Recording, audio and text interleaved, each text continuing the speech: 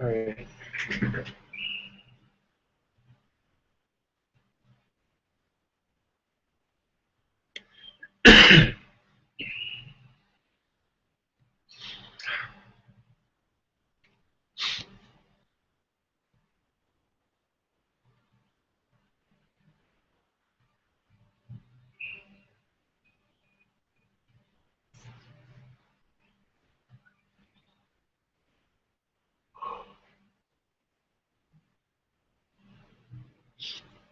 Remember that each paragraph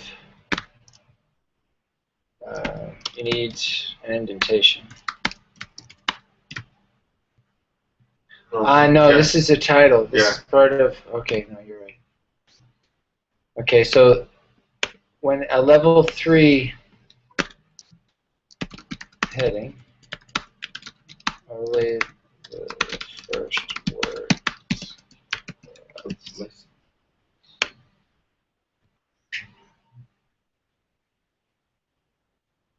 Now, here's the thing though. If you have a level 1 heading, the next heading should be level 2. So think of it like an outline. So underneath level 1 is level 2 headings. Underneath level 2 is level 3 headings. So how many main headings will you have in the results? Probably 2, right? Yes. The how and the why, correct? Yes. Okay. And those are the only headings you have? No, you have monitoring too? Yes. I have metacognitive strategies, monitoring, and I have in each one the questions and the how and the why. In each heading, second heading. Heading 2. So the main headings, ¿cómo son? Results and discussion. No. The results and discussion is here. Yeah, but this is considered like the first heading, no? Sí. Okay. Pero lo que me refiero es abajo de este. It's metacognitive strategies. I didn't write it, but I will write it. Okay. Metacognitive. ¿Qué más? Strategies. And then I have how. And this heading? Monitoring.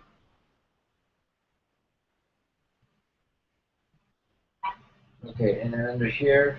How teachers apply metacognitive strategies and why. And the same thing there. And that's it. This is first, second, and third.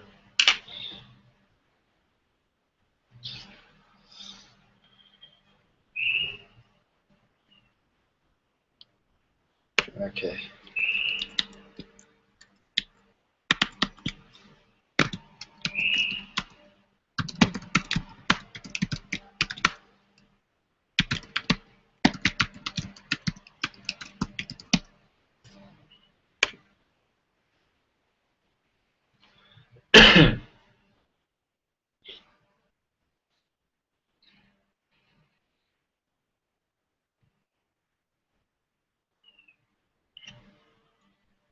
Here you need your indentation, right? Mm-hmm.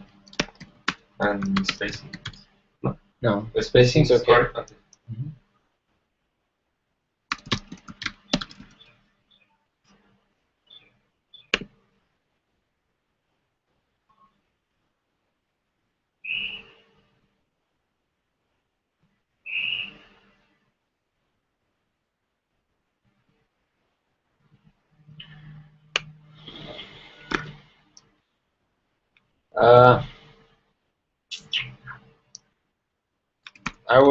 I don't think it's necessary to have a conclusion. Just the last paragraph will be the conclusion.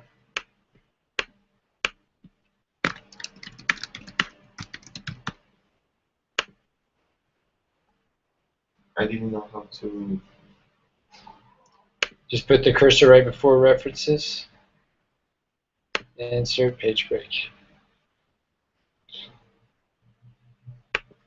Bless you.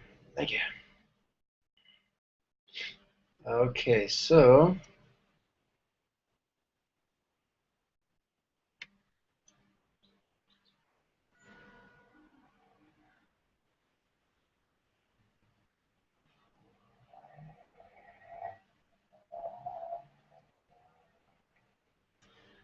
Now, when you say at the beginning,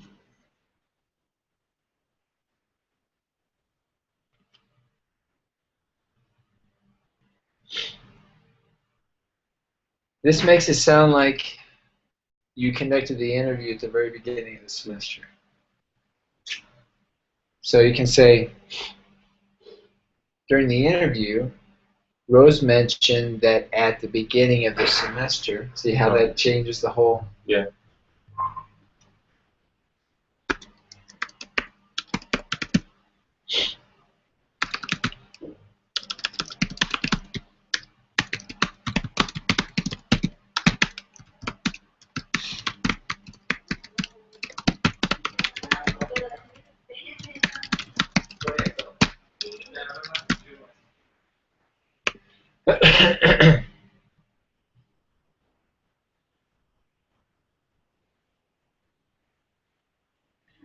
Now, I asked to write less than, okay.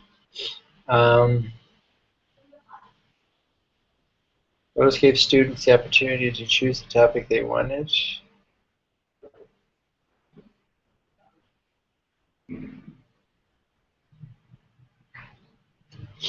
Now, you didn't, you say here, Rose asked questions like, now be careful with the colon. We don't use a colon after a verb or a preposition, or you can use a comma. What do you remember from the previous class? Now, she told you this, right? Nah, just... So, rephrase this, reword, and say something like stated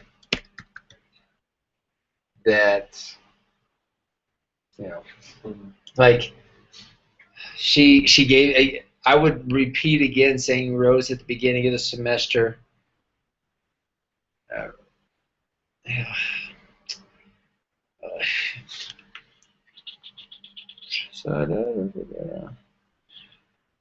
the beginning of the semester, Rose interviewed. Rose gave students the opportunity to choose the topics she wanted.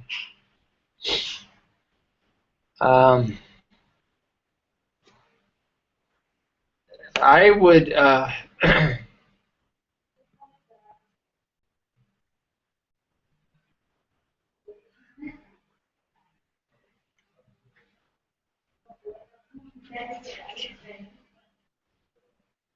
all of this information, this evidence, I would try to do it in less, maybe one or two sentences, and to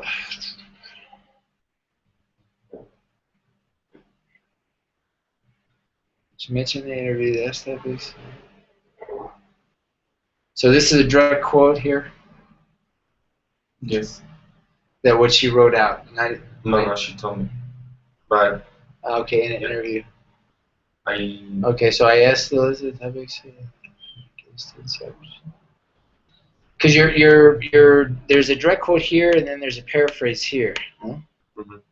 And then there's a direct quote. Mm-hmm. So I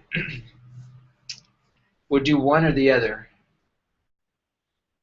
Direct quote or paraphrase. Bring it in and say less, and just state what, you know, because it's awkward going back and forth between direct quote and then she gave students the opportunity, because this makes it sound like you observed it. And then she asked questions like, "What do you?" So then it's like, "Well, did you observe this next one, or was it an interview?" So it gets kind of. So I would just state, if it's a direct quote, maybe one direct quote, one or two sentences, direct quote, or you just state what. Probably a direct quote would be better, but just bring it into one direct quote, one more concisely. Instead of two? Well, you've got two, and then you've got this sentence. Mm-hmm.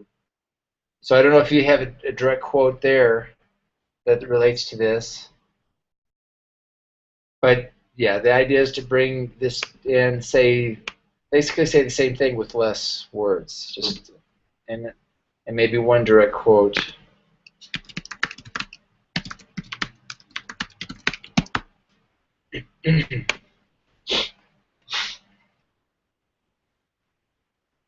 This could. All right, you say that this occurred before the reading and by setting pre-reading strategies. How do you know this? She told me, I think so. This occurred before the reading.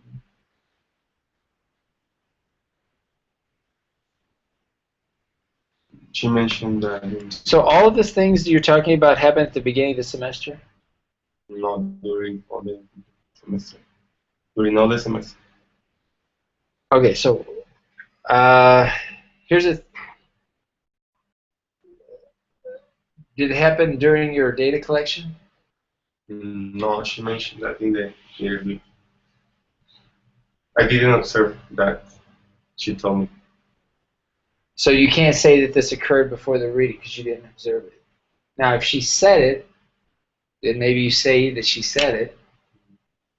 See what it sounds like this occurred before the reading, like you observed it. So then, and you're talking about before the. It's okay to talk about what she said she did at the beginning of the semester, but don't confuse that with the data collection period that you have.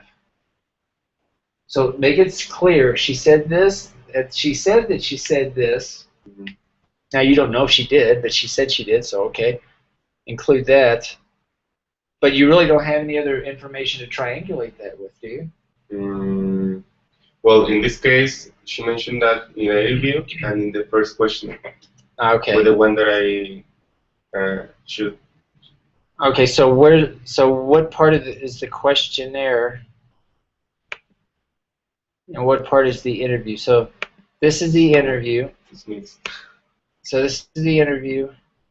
What about this? Is this the interview too? What do you? I know the one that says that Rose asks questions like, "What do you remember?" Yeah, that is part of the observation. What after? Observation, the video.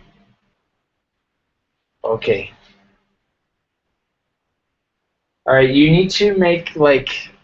You see where the confusion's coming here, because you're talking about what she said at the beginning of this semester. So you're placing a time. Beginning of the semester.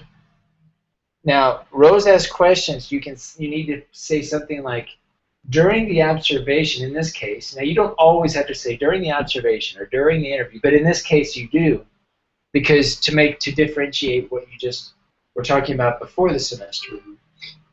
So Rose asked during classes, or I observed that Rose asked these questions.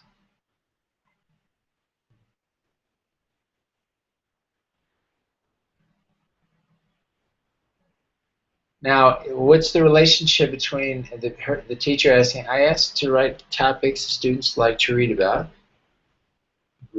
and then she asked a question, what do you remember from previous class? What's the link? Well, I was thinking about prior knowledge to activate students' prior knowledge. Okay, so here Rose gave students the opportunity to choose. Was this an observation, or did she say this? She said that. In an interview? Yes.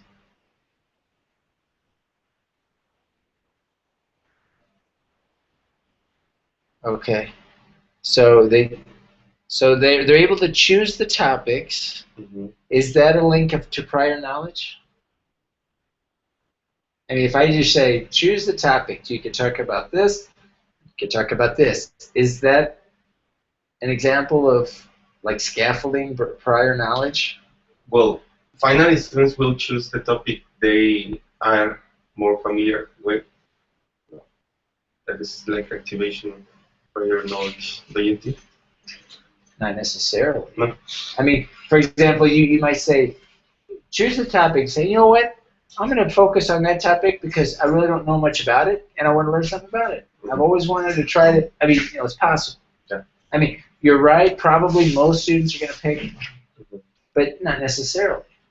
Yeah. It's like, so here, just take a look, revisit this, look at your topic sentence, and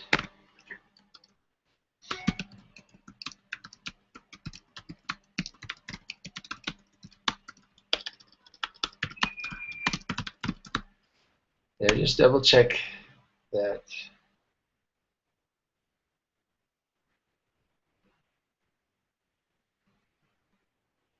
Now here, this looks like a discussion, right? Mm-hmm. What I was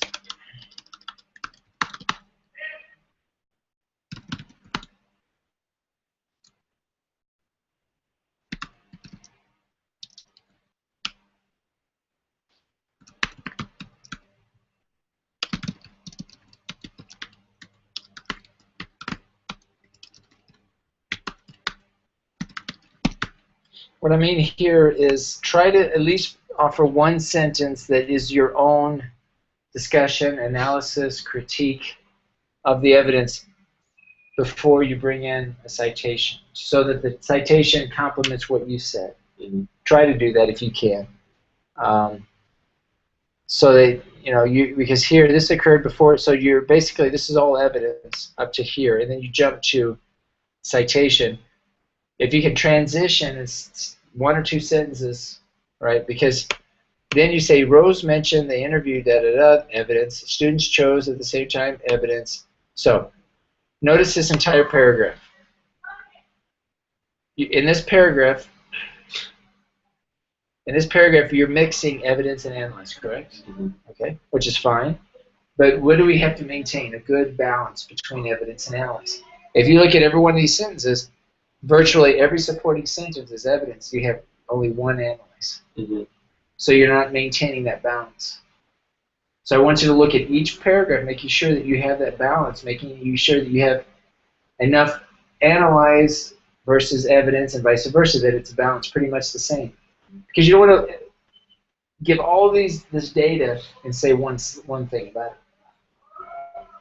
And in this case, you're citing, so you're not even bringing in your own analysis, which is very important. So.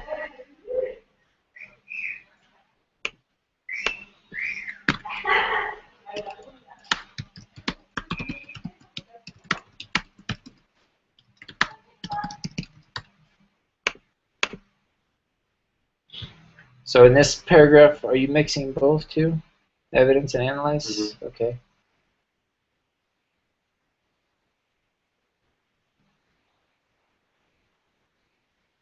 Is this the first time? Let's see. Is this the first time you mentioned this name? During the results and discussion part, yes. Or in the paper? In the paper, no. It's just the first time in the paper, the complete paper. Because the first time in the paper is in the abstract. Okay, you don't want to include names in the abstract. It's not necessary. No. Because in the outline that you provided, it says that the participants. But not the names. Not the names. Oh, okay. And they're not even the real names. So yeah. You could be like 2 EFL teachers from private schools or whatever. Okay.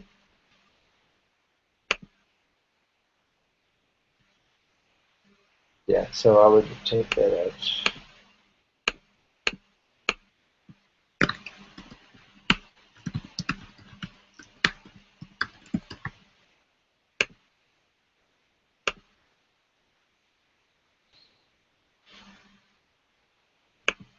All right, the first time you mention,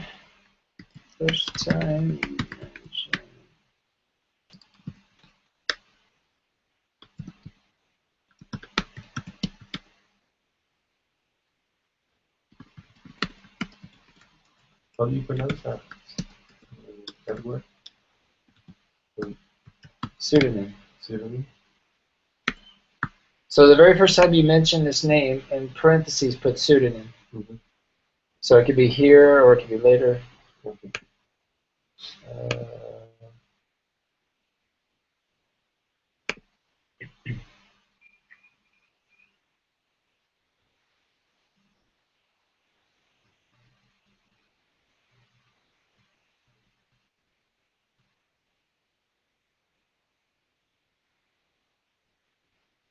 So, just looking at these first two sentences, the use of metacognitive strategies can can be given consciously or unconsciously. The interview, they say it was more interesting to let students choose the reading and want in order to make the reading more meaningful for them. What's the link between the evidence and the main idea?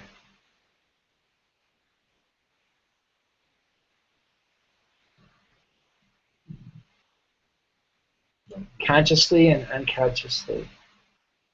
So I consider this is not very useful because when teachers choose, or you don't think what is very useful? I don't think this is, I consider this is not very useful. What is not useful?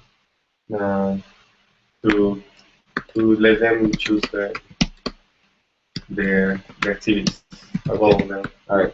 So repeat that. So you don't think that choosing the reading is useful? Because when teachers choose the reading, at least when metacognitive strategies occur, teacher has more control of the development activity.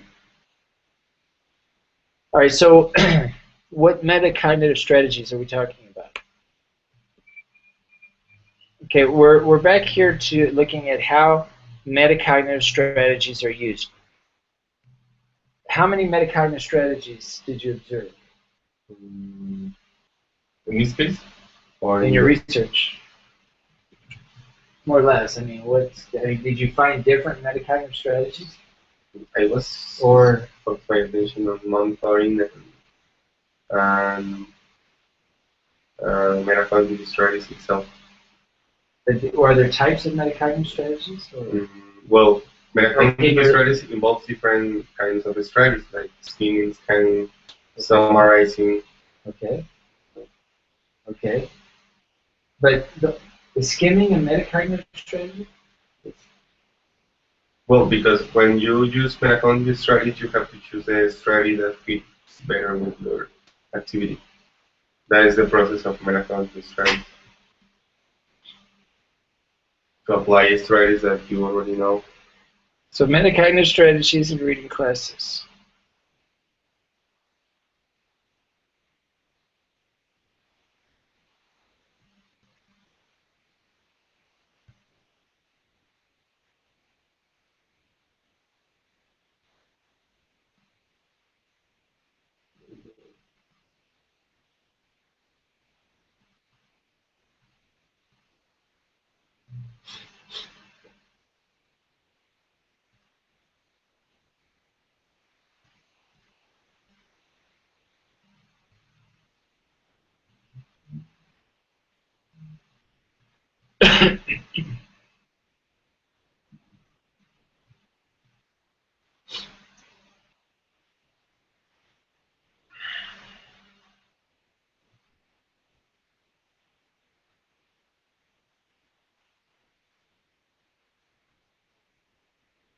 Do you have a definition from an expert on metacognitive strategies? Well, I have in your literature review? Yes.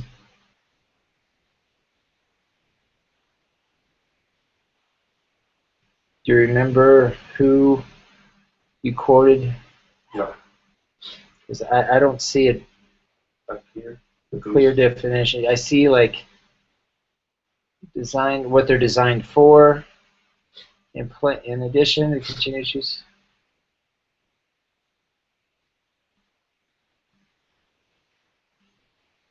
So metacognitive strategies as a whole involve three main components: direct instruction, to show or guide, and practice. Okay, so let's look at this as an example.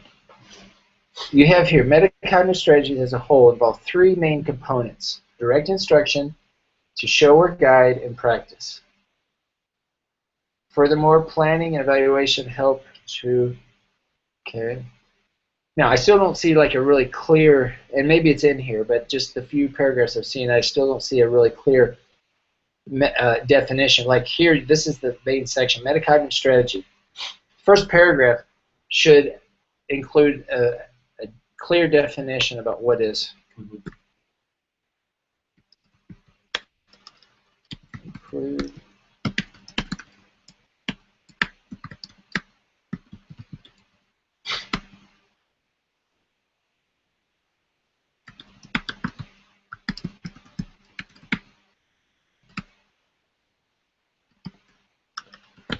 and you might even include a couple of definitions. I mean, you have a lot of information here. I bet each one of these has a slightly different definition. Yes.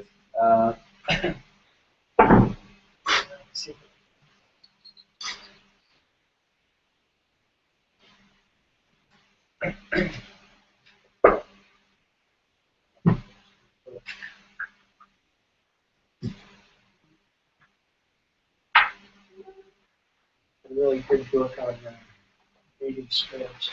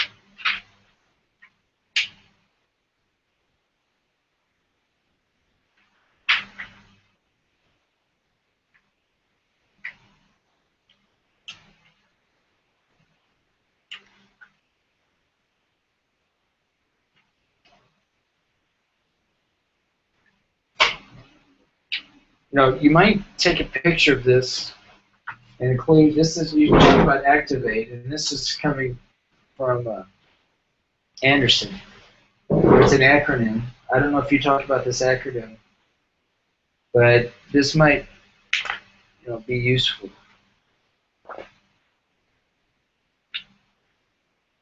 But I'm looking for like a different, he may not find this.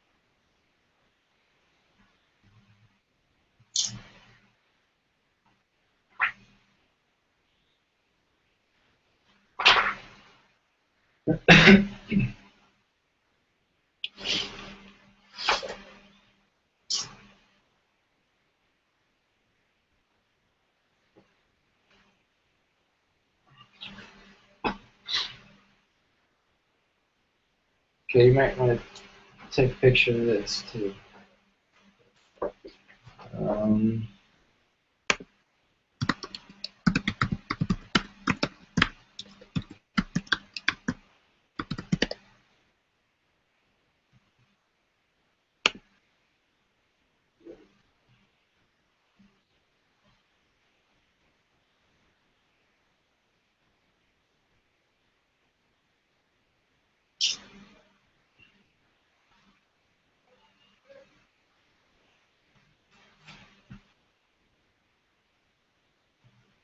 like here, okay, I'm just kind of doing a quick search here, and they talk about here metacognition is a three-part process according to Fogarty, and I think you mentioned Fogarty, no? Or not? Fogarty. To be successful thinkers, students must develop a plan, monitor their text, and evaluate their thinking after reading. It's more than what I have. So, it's not like skimming and scanning. Those are more like cognitive strategies for me. I mean, just taking it by themselves. The metacognitive is like thinking about thinking. It's like thinking how you, it's like, for example, reading a metacognitive strategy might be keeping track of how many words per minute I read and keeping track of that. That's a metacognitive strategy because I'm looking at how I read, if I'm increasing my reading, or if certain times of the day I tend to read faster, or certain times of the day I understand more about what I read in relation to the words. You're like evaluating your own process. Yeah. And this is like this process here, planning, monitoring, and evaluating is part of that. So any type of strategy, that helps you think about how you learn, that's metacognitive. Not so much skimming and scanning. Now that might be part of it, but from the whole picture of monitoring, like monitoring is definitely a metacognitive strategy. But what I'm getting at here is you need to answer the question of how they use metacognitive strategies. So, for example, how do they plan?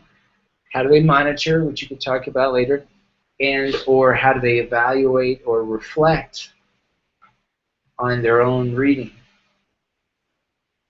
And try to link your analysis to some aspect of your lit review. I'm kind of going through here and seeing what things that you can kind of attach to here. Here, you even say here, plan on planning, based on planning, arrangement, evaluation. That's just exactly what we talked about. Yes. So your answer has to be something about that, something about the planning, the monitoring, and the evaluation. At some point. In the part of evaluation, it says that students can choose the strategies that they consider good for different activities. Well, that's more the planning, no? Like if you say, for example, that you're monitoring the teacher says the students can choose the topics they want to read, correct? So that's part of the planning, isn't it? I mean, the sense that the student is planning on what they want to read. So to say, okay, I'm going to choose this topic because whatever reason. Now, we need to know maybe how the student chose that. Why did you choose to focus on this? Well, let's see. So if you have information about that, but maybe you look at, answering your questions by, and it doesn't need a heading necessarily, but think in terms of planning, monitoring, evaluation, for example, because that ties right into your literature review. You can say, okay, I'm doing this because of this author here. They say metacognition includes these three aspects. So you order or organize your answers accordingly. Maybe you have one paragraph of planning, one paragraph of monitoring, depending on what it is. But that's kind of that's kind of the idea here. So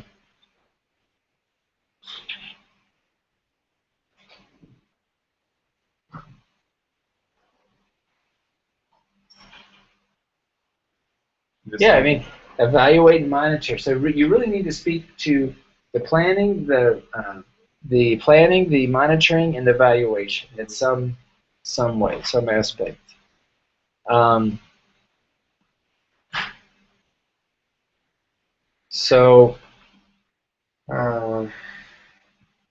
maybe you're doing that, but try to be very explicit in your answer. So the planning stage, during the planning stage, and then maybe you later quote the same expert that you quoted earlier, right? Um, so, see, I had to go back and have this discussion with you and read the literature review to see, but the reader shouldn't have to put all those pieces together. It should be very explicit in your answer. So I want you to be very deliberate, very explicit in how you're presenting your ideas. And you have here, how do they do it? Planning, monitoring, evaluation could be how they do it. Why do they do it? Planning, at least follow some sort of order there. And use those words, planning. Right? Use the word monitor. Use the word evaluation or reflection. Right? The use of it can be, so instead of like this, I'm not really sure. I would look at this.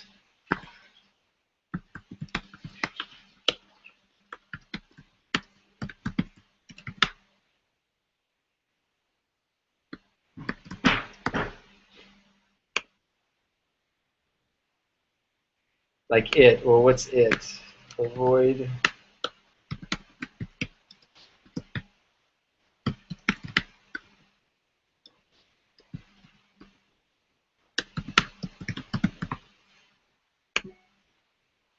In fact, you need to add a topic sentence. Okay.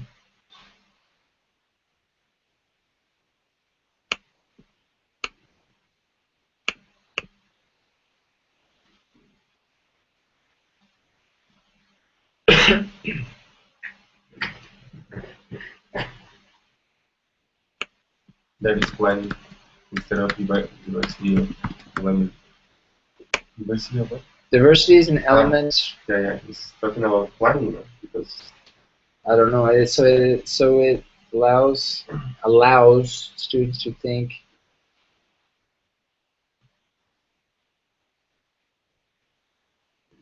Well, diversity could be a lot of different aspects. Could be all three. For me, you could reflect on diversity, you can monitor in a diverse environment, and you can plan for diversity. in this case, it's talking about material. Okay. Diversity in I would recommend following this order at some point: planning, monitoring, evaluating, and maybe you do it several times depending on what it is you're talking about. Well, I will try to figure out how to. In this case, my account strategies follow that process, right? Those. Yeah, I mean that's what I read here. That's what. Then I will read monitoring and try to do the same thing. To try to follow the same pattern that the experts said. Yeah, because in the monitoring,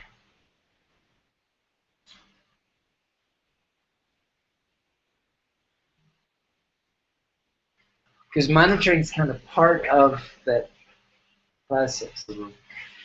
Monitoring strategies have certain characteristics. Yeah, there's many ways to do it. Okay, that you can have. Yeah. Planning, monitoring, evaluation. Now, evaluation could also mean reflection. Mm-hmm. They're not quite the same, right? They're a little bit different, but they're related. So you need to decide if you want to organize your results and discussion section like this, 3 sections, or if you have other topics, use, let's say you have 2 topics, for example, you have planning,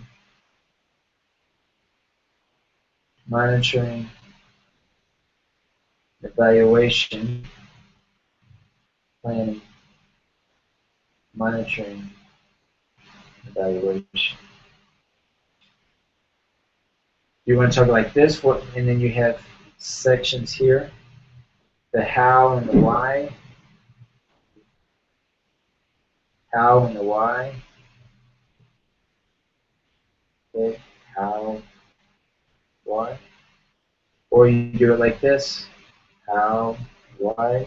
These are examples, but you see that there's some sort of order here. And this is what I want you to think about. I think you have a lot of good information here that you can use. But I want you to think of what makes sense to answer your research questions. Your research questions currently are about how and the why. And really, either one of these options would fit because you're talking about the how and why.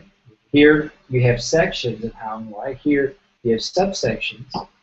But you're also including this very important, I think, a very important aspect of the planning, monitoring, and evaluation. Now, this is just, obviously, if you have this information. If you don't have one aspect of this operation, information, then then just talk about what you have, present what you have.